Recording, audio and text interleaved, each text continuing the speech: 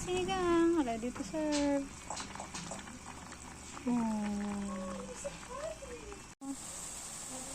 Ay, sinigang na baboy. Ayan.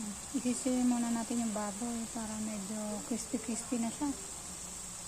Para dyan na din natin kuhanin yung kanyang mantika. Ayan na po, okay na ang baboy. Ilalagay na po natin ang sibuyas, kamatis, at luya. Ayan na po, kamatis.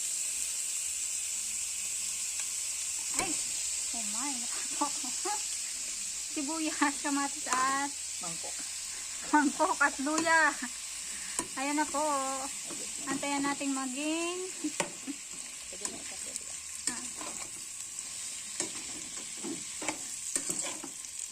yan.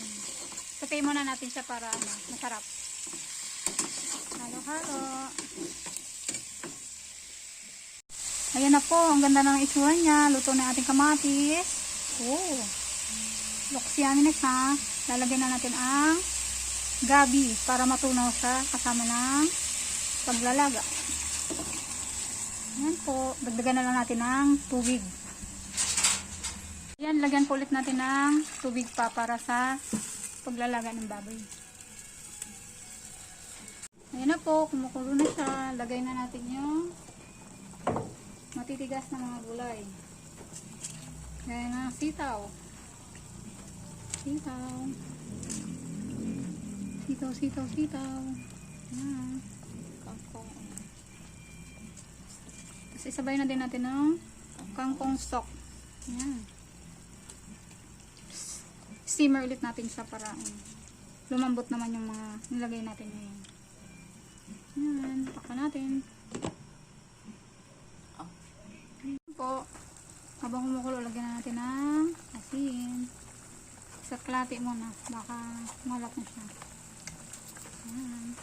Tapos siyempre ang ating paminta, more paminta. Ayan. Ayan po, ilalagay na natin ang labanos. Ayan. Haluin, natakpan ulit. Ayan, check.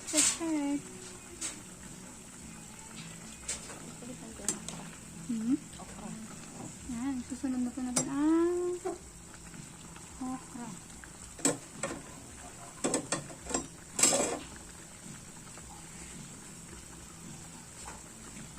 Okra.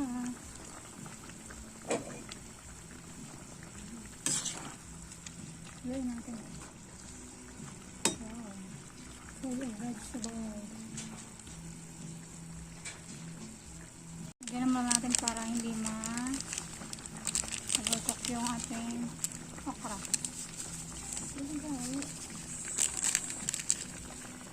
Tingin ko ubusin natin kasi mabit na pakete lang naman.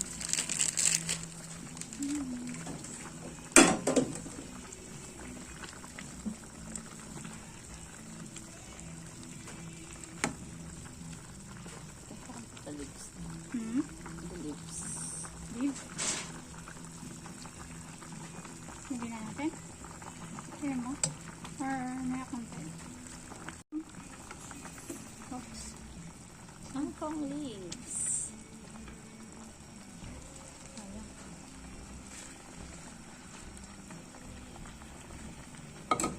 Nahulog. Yummy.